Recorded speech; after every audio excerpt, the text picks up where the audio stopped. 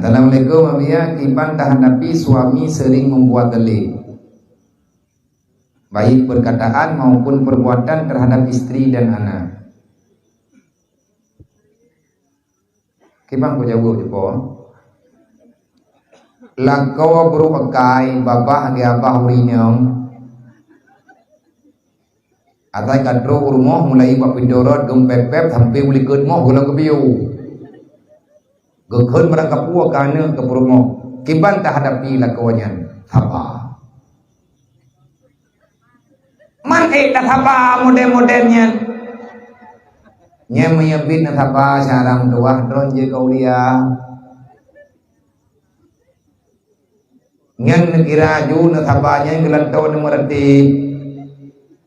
Gelantau na matlawet. Adim pep-pep lakawan na keun subhanallah. Subhanallah. Ibu dah nak kau bunyi je dengar kau pengapa kakun je astagfirullah. Gimana tak pegat mai dah nyan meyakan lakuan nyan jamun pi pulang je dah maya. Hana ada puan menan. Nyan cobaan laudibna macam tu tak ko. Kiban dah hadapi yang baik na bala. Yang betul baik keun kedron tiga, nak keun kat nyan dua ke. Baik ati keun kedron na mereka puan, nak cok bungkuh nak keluar rumah dron. Yang dosa anjir sabar nyan yang god manya han katem sabar ko pun dah mengkawinnya mu kah anak berpuang menanakai mai ada puang berarti anak berpuang nyan kan uraga mentang dak rina menanji Assalamualaikum biar lu kena temayang bejujud.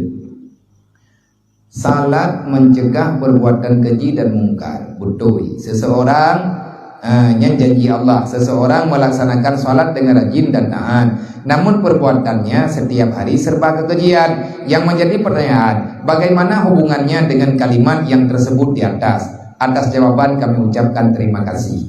Inna salata tanha 'anil fahsya'i wal munkar dalam Al-Qur'an. Sesungguhnya dengan salat itu dapat mencegah dirimu daripada perbuatan yang salah. Kejadian yang terjadi di lapangan, salat tak pernah kita tinggalkan. Ada orang rajin salat tetapi maksiat jalan terus. Kemana itu? Ibadat terus dilakukan, kemaksiatan berjalan dengan normal. Bagaimana kita memahami inna salata tanha 'anil fahsya'i wal munkar? Janji Allah tak salah. Man menyahana salah ganyan kagak semayang. Pakai dimantang dalam buat salah, kan semayang yang salah. Tanyo semayang mungkin dalam getpah. Kadang hanapah Fatihah, hanapahnya hanapahji. Selama mantamna sesuatu yang salah, nyan sama dengan sembahyangnya han normal dengan kedayo. Man kepegah inna salata tanha 'anil fahsya'i wal munkar, sembahyang yang pakiban yang iktam kedayo daripada buat bro. Sembahyang yang pakiban yang iktam kedayo daripada buat salah. Lagi kepegah langayah lain. Qad aflahal mu'minun alladzina hum fi salatihim khashi'un. Orang yang sembahyang yang hadir hati, yang hanali dimerawi pikiran dengan semayang, nyan semayang model-modelnya nunggu yang baru tenang katanya dengan godaan yang dalam dunia. Mati banyak betul itu. Wallahu a'lam.